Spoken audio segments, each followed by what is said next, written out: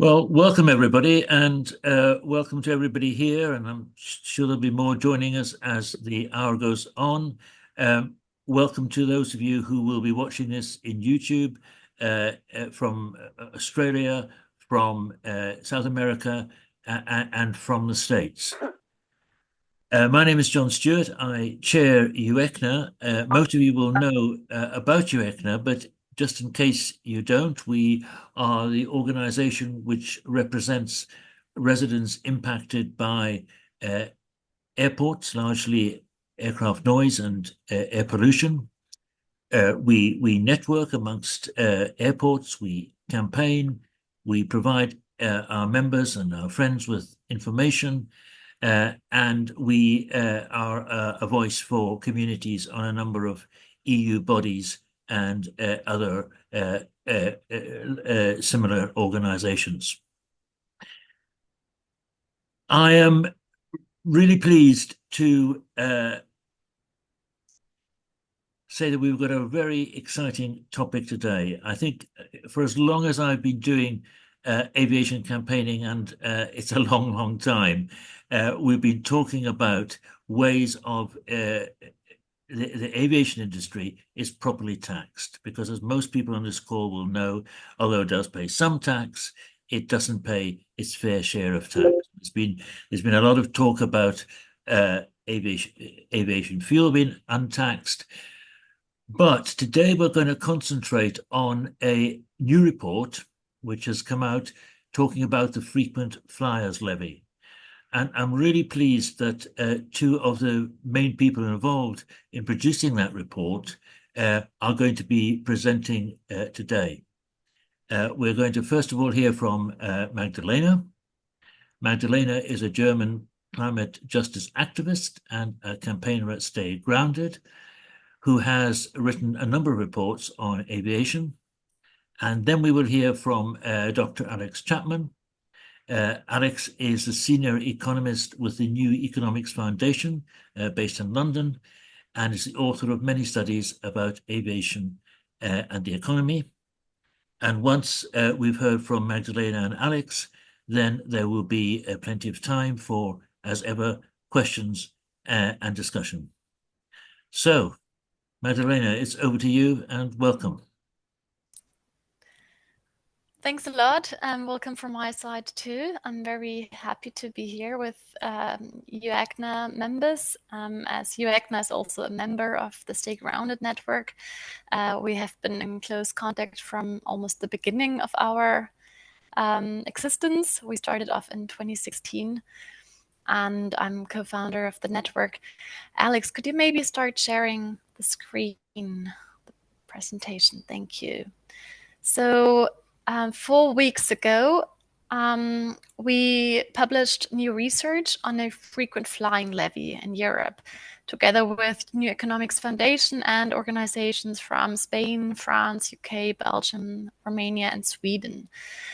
Until then, you might know that there was already research on the FFL, which is short for frequent flying levy, for the UK, and also one paper for the international level by ICCT. But what was lacking was the European picture, as well as the big question, will it actually work? Like, what could be the legal and political obstacles, and how could we overcome them?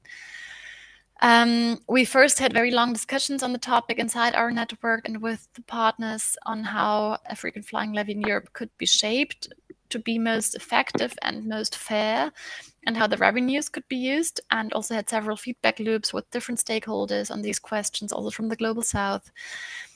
We then commissioned both CE Delft to do a economic feasibility study and Eddystone Law to do a legal feasibility study. We then summarized the results and also added some more analysis from the More in Common report. It was a polling led by ECF. And together this made the civil society report we launched on October 17th, which you might already have seen. So just to make it clear, this is one proposal, and it's clear that in order to get this implemented, the exact shape will still need more discussions. And yeah, it's just one one proposal, and there could be many, and we already got some interesting feedback of how things could be maybe a bit different, but we also still think that this is a quite good and fair proposal. So today, White. Yes, we've started, Roger. So if you could mute yourself, that would be great. Okay, Magdalena. okay, perfect, thank you. So next slide, please. Today, we want to give you a short background on why we think a frequent flying levy makes sense. And then Alex will present the results of the research. And after that, yeah, we're very open for your questions and comments, and also have some, questions to you, maybe. Very quickly, for those who don't know, stay grounded. Or maybe you can write in the chat if you know it. If you make a plus, I know that you know it. And if you make a minus, I know you don't. It would be interesting for me. So it's a network with 200 member organizations around the world. Maybe some of you also are direct members of us.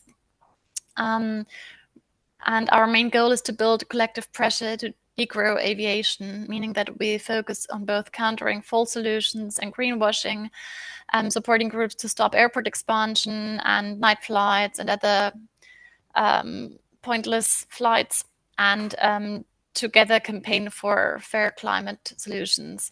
So climate justice is at the center of what we do and how we work. Maybe next slide, and then Alex, I hand over to you quickly for explaining what NEF is.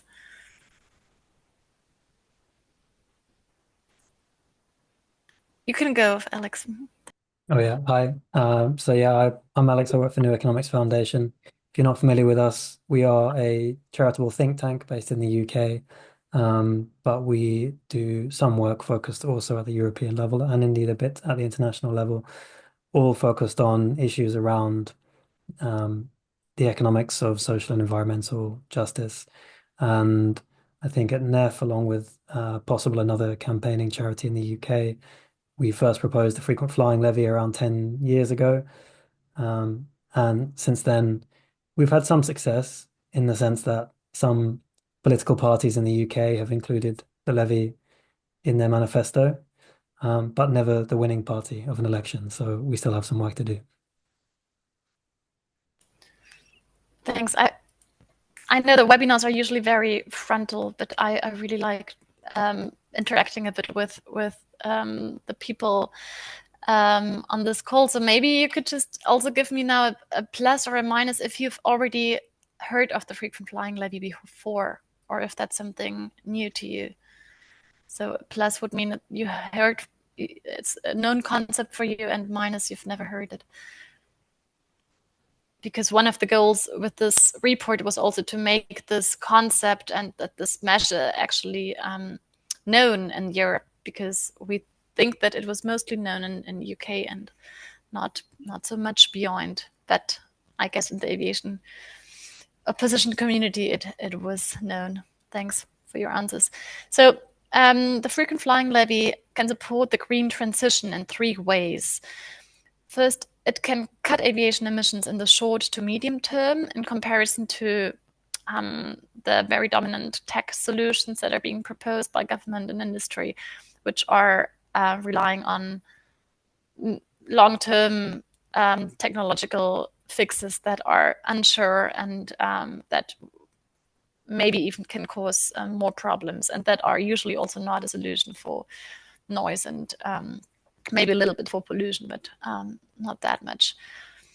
Then second, it would protect also access to flying for infrequent low-income passengers while still managing overall air traffic levels. So even though we don't think that flying is a human right, we do think that it can be very important for people to sometimes fly for emergency reasons, for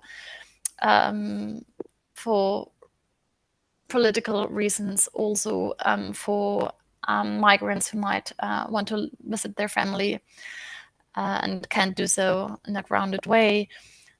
So it should be possible to have access to those flights in a way that is not so unevenly distributed as as right now.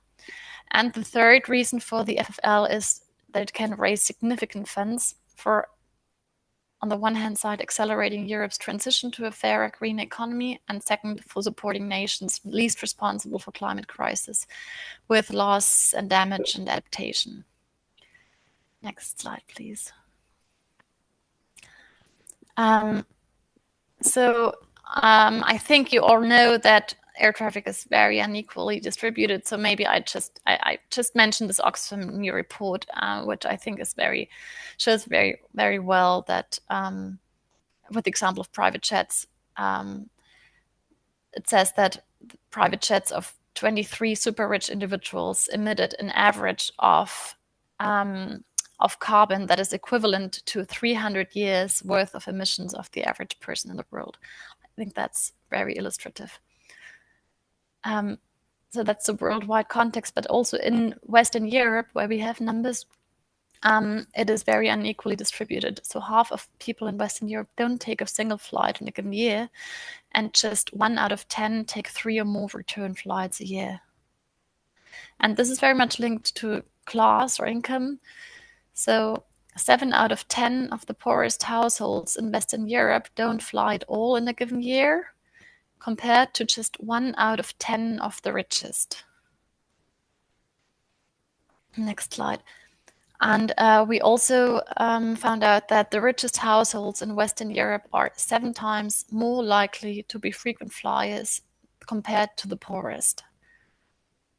So this means that FFL would really mostly target richer people. You might also know the political context.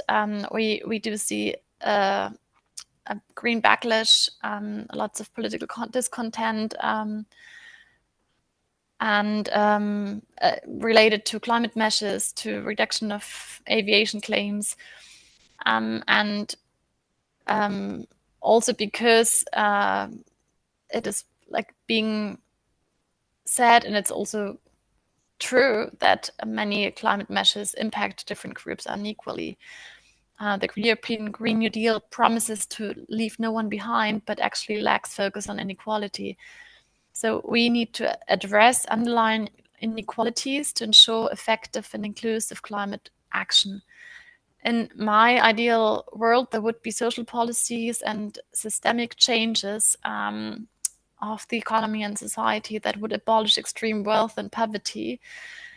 So then a system of prices could nudge environmental behavior fairly. So then it would, like if there were no super rich and super poor people, then it would be fine that flights are just a lot more expensive than trains, for example, because they're just a lot more polluting.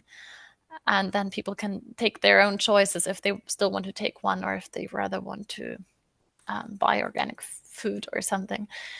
But as the world we're living in is different, we think that aviation-related policies should be as fair and progressive as possible, both because we want things to be just, and also because we think that only this way they will be successful, and that it's possible to actually implement them.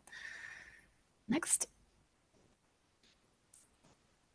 So I hand on to Alex for the research results. Thanks. Yeah, so as Lena said at the start, the research that we did, the modeling and the studies, looked at one proposal of how a frequent flyer levy could work.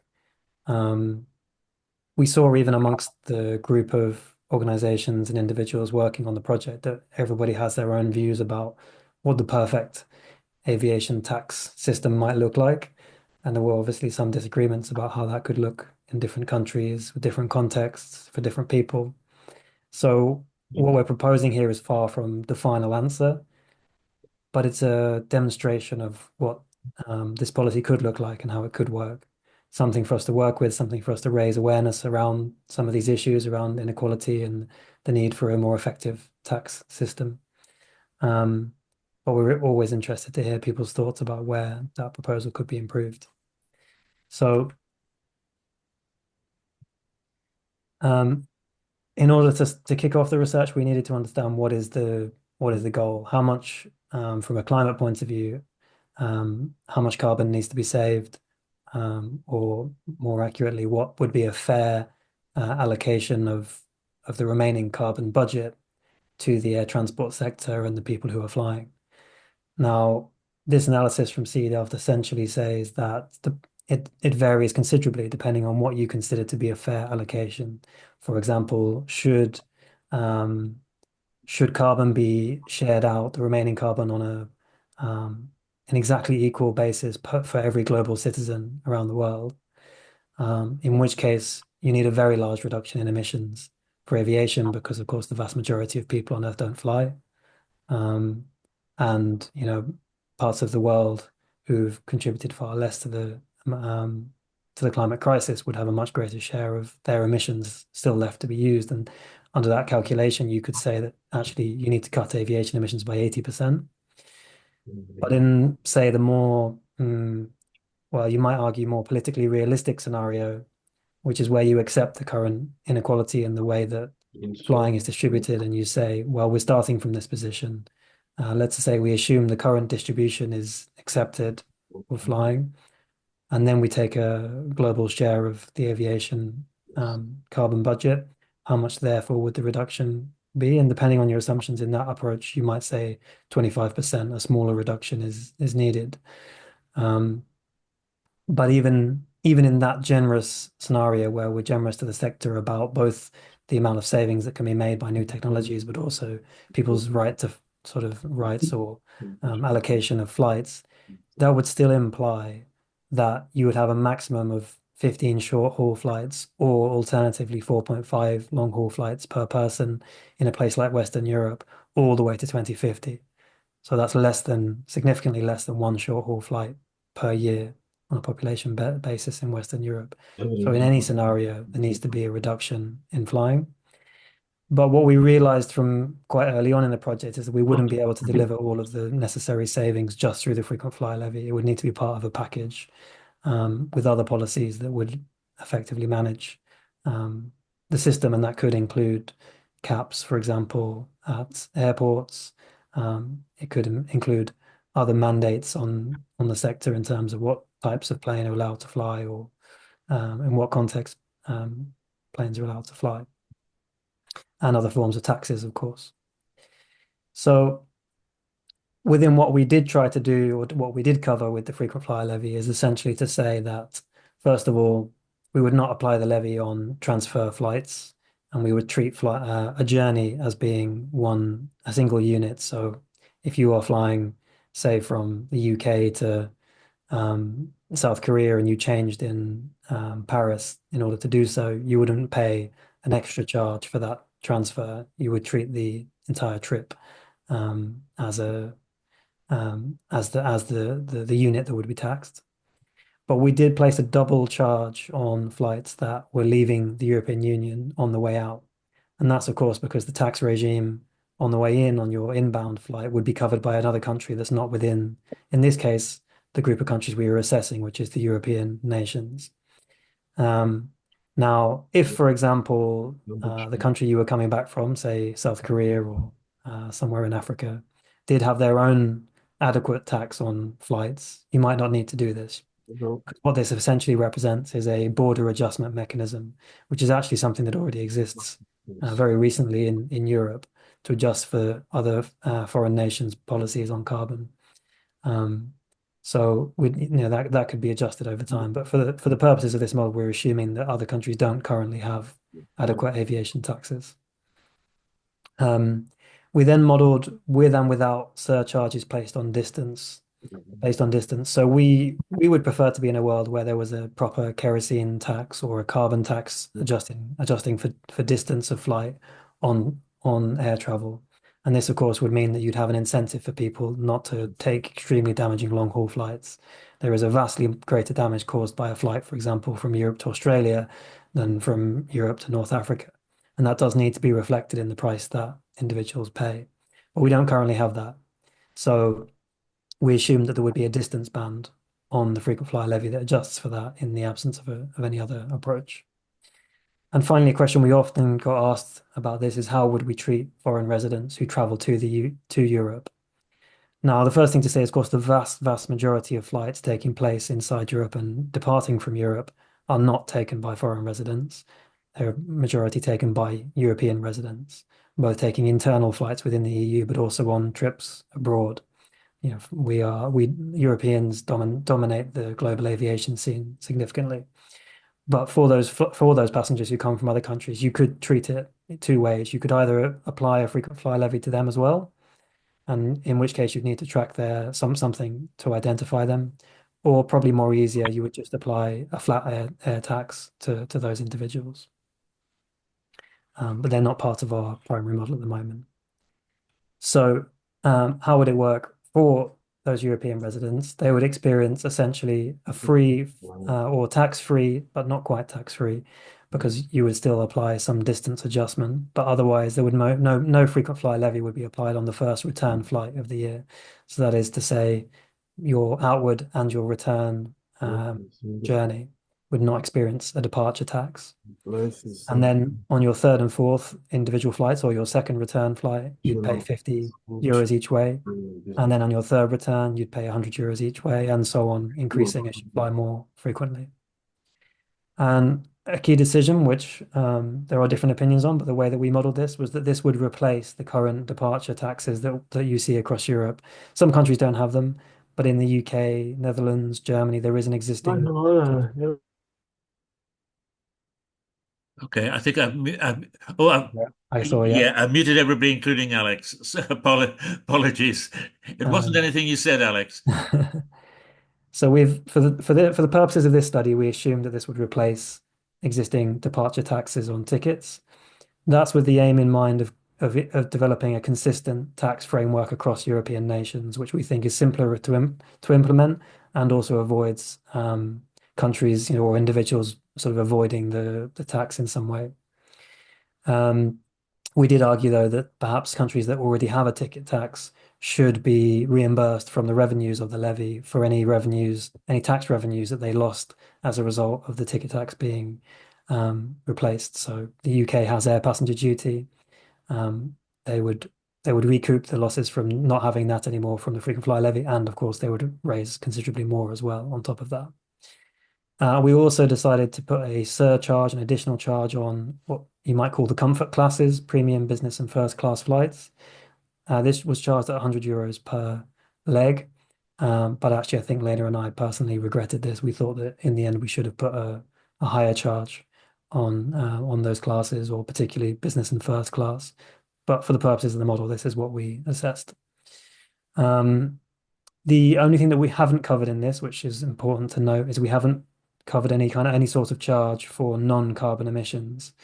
So, as most of you probably will be aware, carbon isn't the only emission from aviation that damages the climate. There are a range of others, including water vapor and nitrous oxides and others, which some researchers suggest actually might even make up the majority of the damage that aviation does to the climate. But as it stands, there is no taxation or other system for charging airlines for that damage that they do, such that the polluter actually pays fairly. And we haven't proposed that here. That's something that needs further work. So with that design set up, what do you get in terms of the results? So with this design and modeling for the year, a few years ahead for 2028, I believe it was, 3 years ahead, we imagined that this could be implemented. You can deliver a 21% reduction in emissions across European aviation through that design of the policy. And of course, the majority of the population see no impact from that in terms of no additional cost. Of course, because half the population in Europe don't fly every year, and another large group, around 20%, only fly once per year, so would be less affected by this, although they might still pay additional distance charge. Breaking the results down in a little more detail.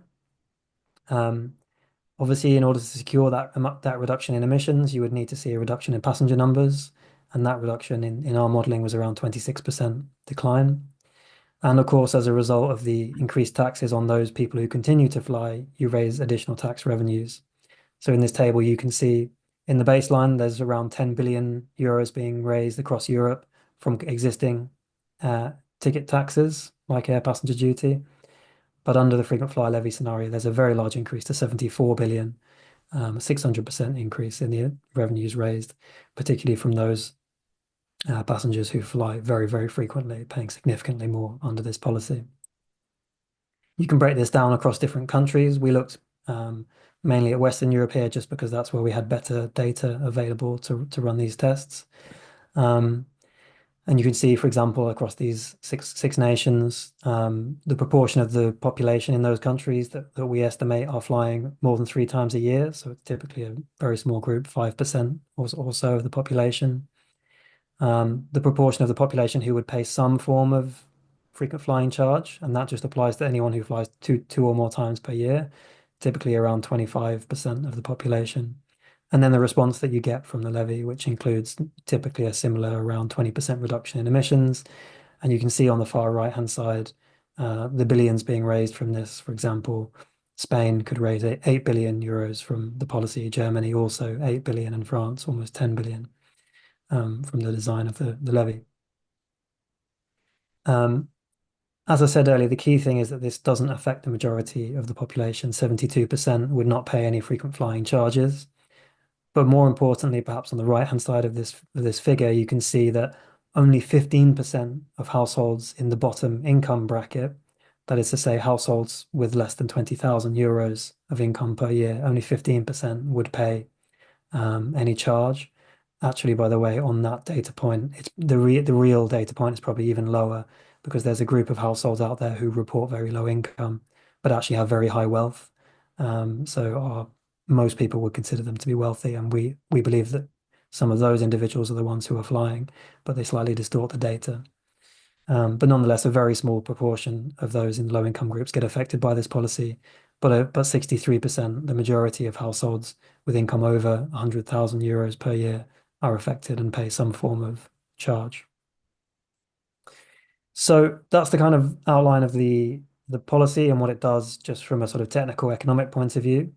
We also wanted to look at the legal feasibility of it. So we've been promoting and working on and analysing frequent flyer levy for a long time in the UK. And a key point of resistance that we often experience from politicians or other people with power in the system is that, it's a nice idea, but it's too difficult to do.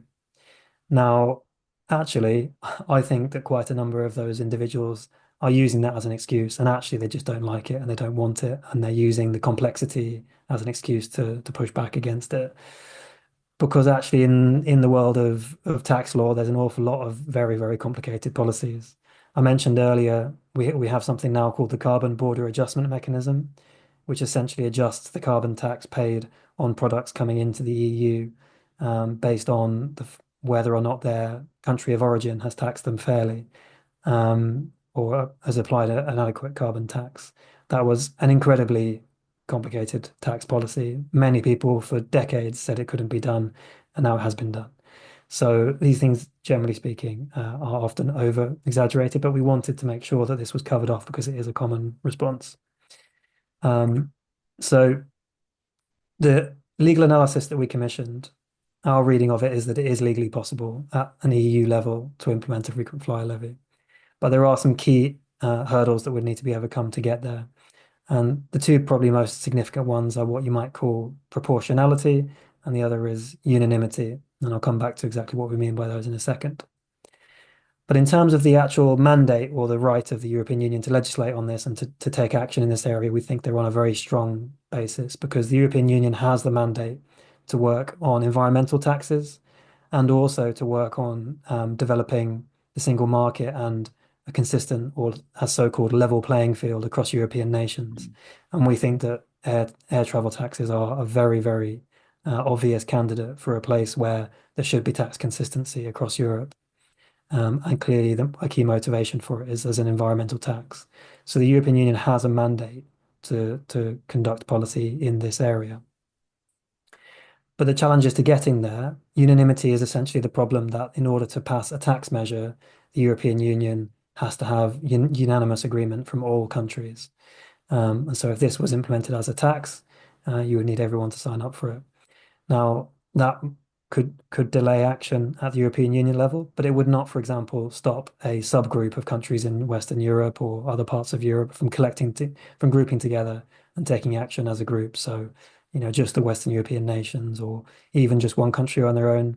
The UK could do a frequent flyer levy quite easily, particularly because we don't have any land borders. Obviously, if you're a country like Belgium with many land borders very close to other airports, and if you go for a frequent flyer levy on your own, you could have problems with passengers changing airport across the border in order to avoid paying it. So you need to think a bit about the geographical design of places, but it can be done by subgroups of nations. Then the next issue is the data privacy one, and this is another one that comes back to us quite often when we talk about it in the UK. So, I mean, let's get the first point out of the way. So, passengers are already being tracked by the authorities and by the airlines. Passengers are already signing up for frequent flyer programs using tracking numbers that track your behavior with a particular, not just one airline, but these days often coalitions of airlines. I forget what they call them, but the groupings of airlines where multiple different operators group together. We are already being tracked in so many different ways.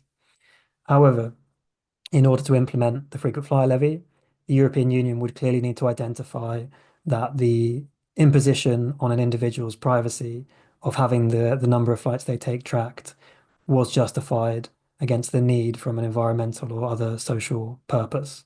We think that that can be done, and the European Union would just need to clarify that it believes that to be the case, and of course to develop a system that protects an individual's right to privacy so that their movement data didn't get shared publicly, but there's no reason that it would be. That's just standard practice. We did talk a bit about what the exact mechanism for this could look like. So, for example, when you go to a search engine for flights, then you're just checking what prices are, checking to see how much it's going to cost you to go somewhere. You could just have a system where an individual would just type into the box their destination, their dates, as we always do, and the number of times they've flown in the last year. And that would give you your price estimate based on that data that you provided. So you don't need any sort of external database. You just provide it yourself. Once you then move through into actually purchasing the flight, you would then need the database to check that your number of flights was actually correct and that you were being taxed at the correct level. And for that purpose, we think that it's most likely that what we're calling a unique passenger identifier number, some sort of tracking number, would need to be assigned to an individual. Now, that's particularly because in Europe, people have both a passport and they also have an ID card in many countries which they can fly with. So you need a single way of tracking individuals. Actually, this is quite common, and in many nations such as the USA, flyer numbers are already common practice, and millions of people have some sort of flyer number which they use for various different reasons. And it also would be important to sort this out from a legal perspective as well, because there is a legal obligation that when you purchase a flight ticket, you must know what is the price of that ticket up front. You can't, because there's been a lot of airlines with dodgy practices trying to hide what the final cost is. They still do it with all the baggage charges and the other, seat reservation charges and the like. The EU has some legislation to protect against hidden charges. So we would need to make sure we had a robust system for people being able to find out how much they were going to pay for the flight before booking based on their flight frequency. But as I've touched on already, there's various precedents that we think highlight the fact that this is possible. So back in 2005, a group of nations, including European and non-European nations, developed what at the time was called a solidarity tax. It was actually one of the sort of first air departure taxes, and France was one of the leading nations to do that. And they got together and said, right, we're all going to put a charge on departing flights, and they did it. And the revenues raised from that for a long time went into development charities working in less developed countries. I've already mentioned the carbon border adjustment mechanism, which makes these types of adjustments based on carbon. And I've mentioned that in the US, they already use what's called the known traveler number, which helps to speed up security clearance processes, but essentially is a passenger number or tracker number of passengers. And the only other thing to add here is that in 2019, the EU Commission did already look at aviation taxes and what their impact would be not a frequent flyer levy specifically, but aviation taxes more broadly, what their economic impact would be. And that study concluded overall there would not be a negative impact of constraining passenger demand in the way that this policy would. So we think that there are a number of precedents that suggest that it can be done. The final issue, of course, is the revenue. And, as I've said, a very significant amount of revenue could be generated from the policy. And that, of course, will make it more attractive to politicians, even if it is not the primary reason that we're doing it. If we're doing it for a point of view of climate responsibility, particularly. The amount raised, or the additional amount raised above and beyond existing departure taxes, is around 64 billion per year across Europe, slightly less than that if you look just at the European Union. But even at the EU level, it represents a figure equivalent to around 30% of the EU's entire budget. So proper taxation of aviation could raise very significant amounts of money for the EU, and probably should do. Particularly given that the EU has a very significant deficit in the amount of money it needs to be spending to meet its own climate targets. As previous research that we've done shows that how much is needed, and we estimate that around 24% of that missing amount could be met through the proposed frequent flyer levy. Of course, one of the reasons that there's such a gap is because the EU has taken sort of austerity style tax and spend policies, which are restricting how much money it has to spend. And hence, new policies like this are likely to be necessary. I've got this slide has some of the numbers on for that. So we estimated that around 260 billion pounds of investment is needed by the EU in order to meet its climate goals. And that the fiscal rules in Europe restrict that. However, we don't think it should all be spent within Europe. We think it also should be spent on a just transition outside of Europe. So we would envisage, we haven't said exactly how much, but the chunk of this money would go to compensating countries, particularly in the global south, for the damage that they're experiencing as a result of climate change. As well as also within Europe working to support workers that might be affected by this, whether that be in the aviation sector or in tourism-dependent parts of Europe, as well as investing in alternative economies and alternative means of transport.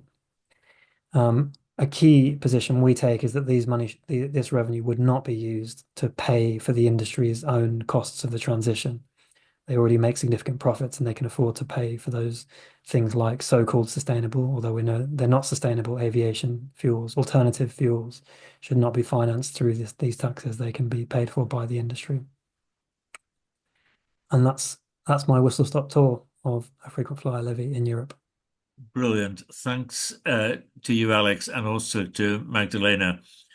You can probably stop sharing your screen now, Alex. And so we're going to questions and discussion. As you probably noticed, I had to mute you all because some of you have been terribly noisy. So you'll need to unmute yourselves if you want to speak. As normal, just raise your either your virtual hand or your real hand. And if you're on the phone, as I think one or two people are, you will just have to start speaking, and we'll try and give you some sort of priority. So, Armel, your hand is up. Yes, good evening, and thank you for organizing this meeting, John. I just wanted to ask Alex, it concerns me a bit because it actually said that there would be no impact on the economy. I mean, obviously, we want to sort of stop people polluting, but we also want to stop people flying. So, because of climate change. So I wanted to have an explanation of how the benefit to the economy would be exactly the same. Because if it's the same, I mean, and obviously, I mean, I live in London next to Heathrow Airport. We're trying to stop the third runway. So everything to us is actually dependent on Heathrow Airport having a third runway. So I want to understand really, we're trying to stop people flying. And that doesn't seem to actually do it. So I wanted Alex maybe to explain to us. Yeah, so just to Please. clarify that particular comment, so what I was referring to there was just on the economic side of the impact was simply a study by the European Union or the European Commission looking at what the sort of high level impact of aviation taxes is. So they were just exploring if, for example, you were to increase any aviation tax, VAT, for example, on aviation by a certain amount, at the high level, in terms of, economists love to talk about GDP, other indicators like that, what would be the impact? And that study suggested that actually it would be very limited. And that's because the reason we highlight that is because the aviation industry, when you talk about capping flight numbers or reducing flight numbers, they always will say, oh, but you can't possibly do that because we're far too important for the economy for you to touch us. And that simply isn't true. So I'm presenting that data to show that actually policymakers, people in powerful positions, decision makers should feel comfortable implementing policies that reduce the amount of flights that are taken because they won't have these supposedly deeply negative impacts. Now, that's at the high level. Of course, there are considerations around specific airports, around the jobs that are in the aviation industry and in tourism industries. But I think the key point here is that overall, at the aggregate level, you wouldn't see a negative impact. And that I think is particularly because if householders across Europe were not spending their money on air travel for their holidays, they'd be spending it somewhere else and creating jobs somewhere else. Yeah, yeah. Thank you. Yeah, Thank you. thanks, Alex. And just to say to people, as Armel did, it may be just worth saying, where you're from, so Magdalena and Alex have got a clearer picture. Jos. Yes. Thank you very much for the presentation. I'm from Belgium. I'm in an action group around the Brussels airport. We follow now we are very much welcoming this idea of frequent flyer levy. And it gives your presentation gives us a little bit more insight. Also, the study of Delft University, has given us quite a lot of insight. My question is, this is a tax or a levy which is targeting higher income flyers, and that's why it is considered also to be socially justified.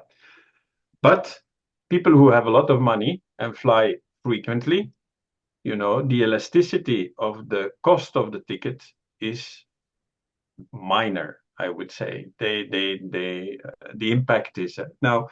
You in your analysis, you show figures between a quarter to even a third of passenger journeys reduction.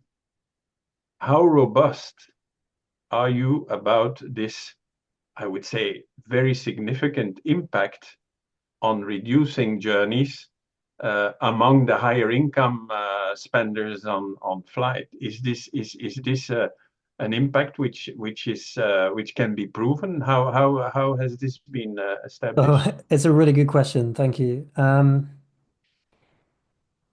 So I mean, the first thing to say is that the response that high income or high wealth individuals will have to an increased flight ticket is very difficult to know, and the data that we use for this is not great. We've used, academic studies that have commented on this and other studies to try and arrive at what we think is the best number to use. And the model that CE Delft used to conduct this analysis in is the Aero-MS model, which is the model that is used by the European Union for their flight forecasts. So we have tried to get this as robust as possible, but nonetheless, it remains the case that it's quite speculative to really understand what will happen when you make these types of changes.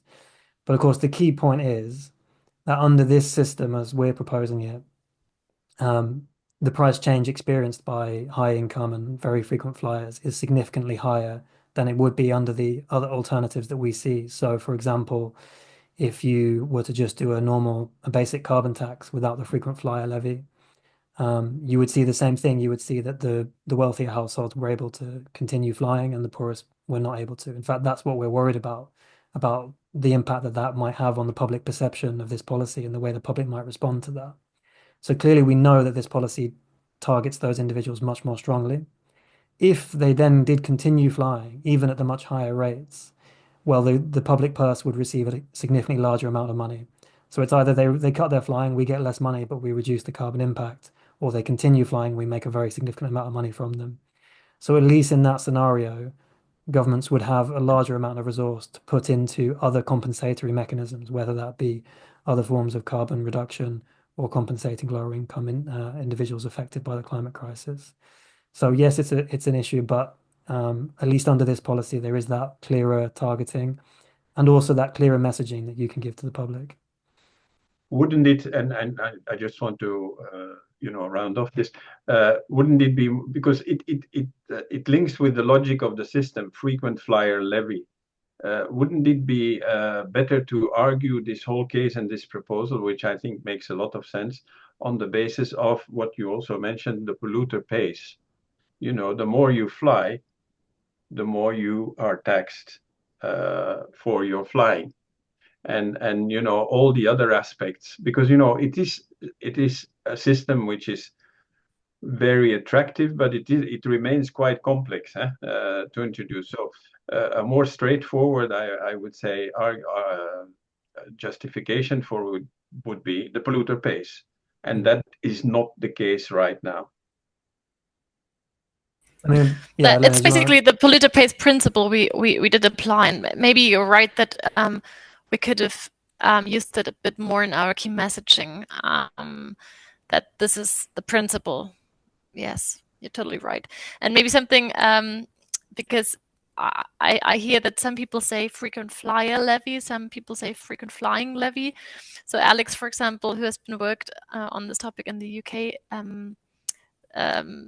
they've been using the word, the concept frequent flyer levy, and then for the study we decided to say flying, because we said we wanted to target more on the behavior and not so much on the individuals, and we thought this would maybe also be a nicer framing.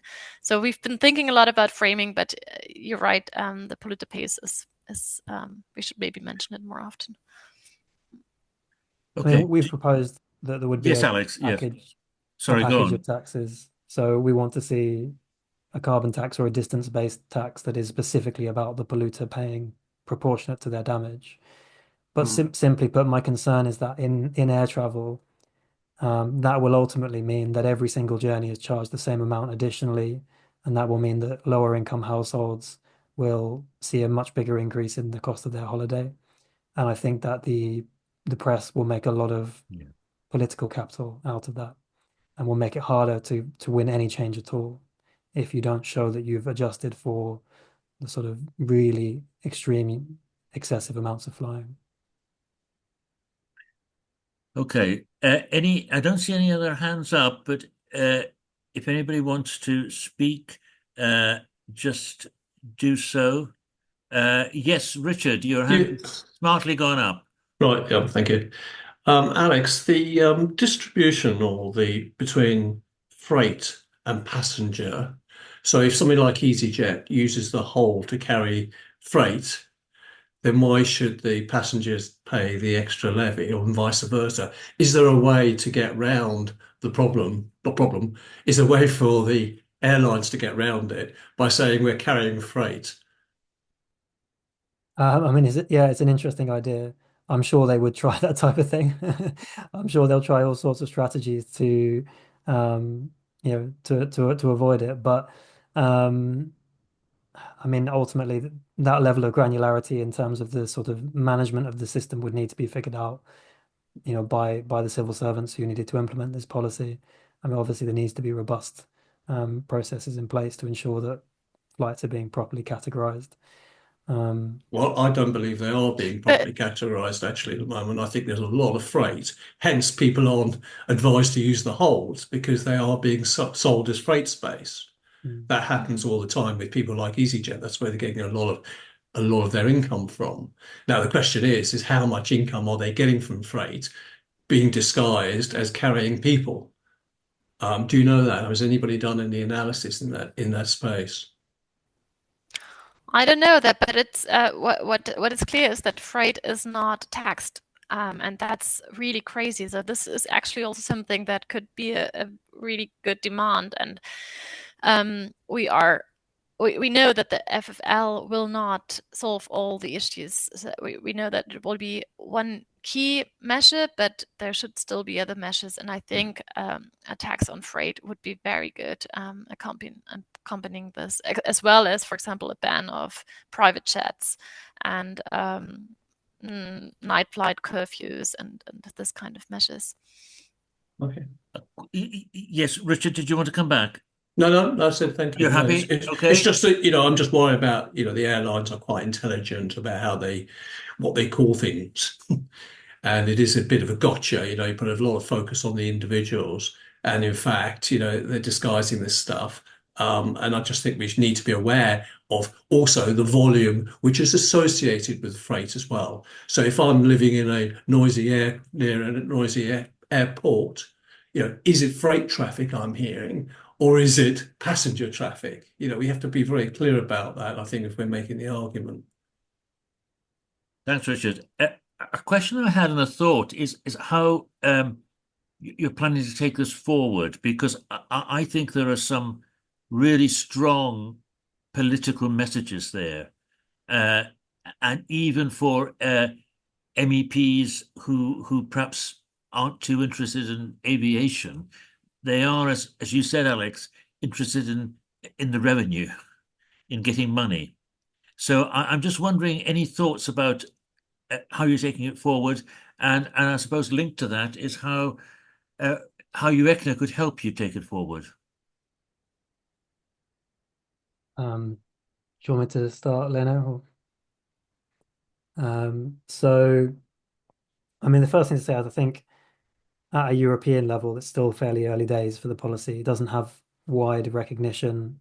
So a key objective of this study was just to popularize the idea, to get people talking about it, get people talking about the fairness of it. And with that purpose, I think we've already been very successful in terms of how much media coverage this got. It was covered in Which has been tens, if not, considerable. You've done yeah, extremely if well not on the hundreds of media outlets, coverage.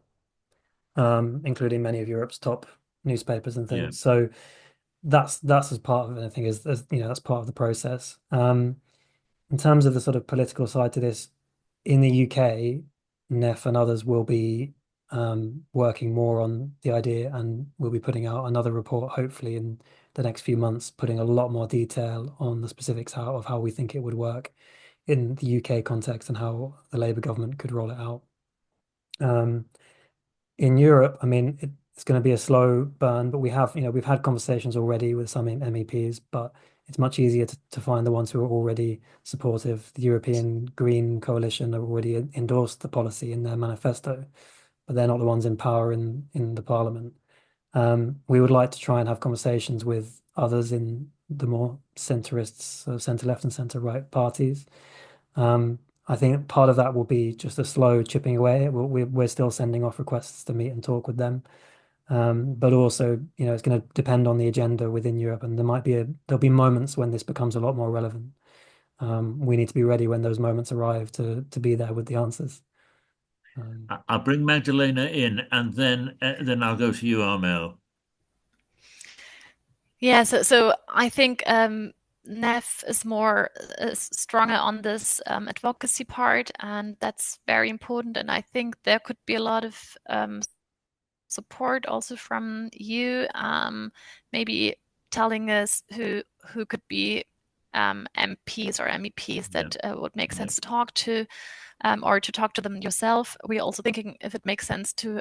We had this public statement, which was signed by scientists and also organizations, and it could also be an option to ask politicians to sign the statement in order to make them understand the proposal and make them position themselves on it, and then publish it again. That's more what we do as Stay Grounded, to have like this public campaigning, trying to get people to talk about it, trying to get it into the media, get organizations to include it in their agendas, and also work with a bit of creativity in order to get it out on social media. So one next step might be some kind of fun work, working with like attracting people through a very great offer for frequent flying program in order to then lead it to the FFL discussion. So yeah, we're also discussing what would be like should the main demand right now be the FFL, or should we also have some pre-steps before, for example, abolishing miles and more programs, or implementing a voluntary FFL system for the meantime, or so that frequent flyers who have a lot of money and know that flying is bad could already put the levy into pot.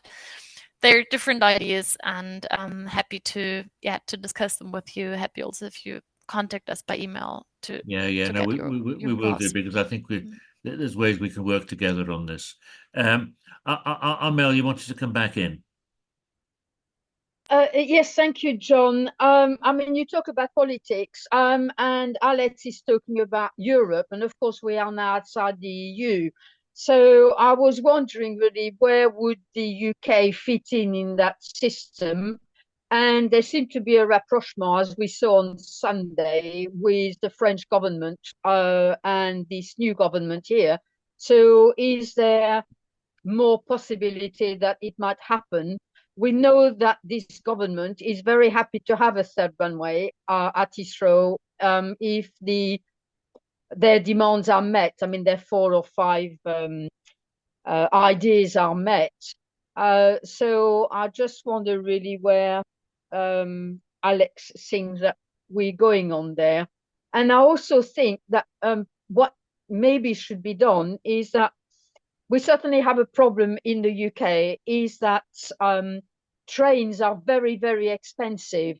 And I wonder whether some of that money in the UK should actually be put into subsidizing, instead of people subsidizing the flying. Some of the money from the taxes from the FFL should actually subsidize the train and help. I mean, for instance, with HS2, where we've got a big problem. I think that might be a benefit to people who said, well, we want to travel, but we want to be green. Yeah, thanks, Mel. 2 points there, Alex. Yeah, so I mean, I don't see any problem, any reason that the UK couldn't just collaborate with the EU on this. I mean, we already essentially copy the European emissions trading scheme, more or less like for like here in the UK, despite having left the EU. So, we can just match tax policy with them where it makes sense to do so. But actually, our position outside the EU and as an island nation means that we should be a good testing ground for these types of policies. It's easier for us to do this stuff on our own. I think that there is a political opportunity right now. The fact that France, Germany, the Netherlands, and the UK have all recently increased their air passenger taxes shows that there is political appetite to raise funds from those areas, and we should take advantage of that right now. I can get more into the weeds of it, but as we're running out of time, maybe we'll pick that up later. Okay, thanks, Alex. Listen, our friend from Germany is waiting, and to my shame, I've forgotten your first name, which is dreadful because you rescued me when I went to Frankfurt and translated for me. So, but you can have the honor of having the last word. Okay, thanks. My name is Friedemann from Germany, Frankfurt. Of course, yes. Just want to refer to the ticket tax, Alex, you just referred to. I think one item on the plan, I think is very smart, means when you would replace the ticket tax in Germany, it's around between 15 and 70 euros, depending on the distance.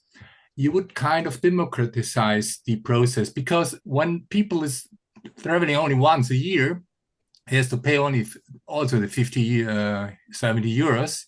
So when you would replace it and you would shift it to the frequent flyer, it would be politically, I think, it would be a good part of getting it done to the public. Means it's I think it's a smart shift of that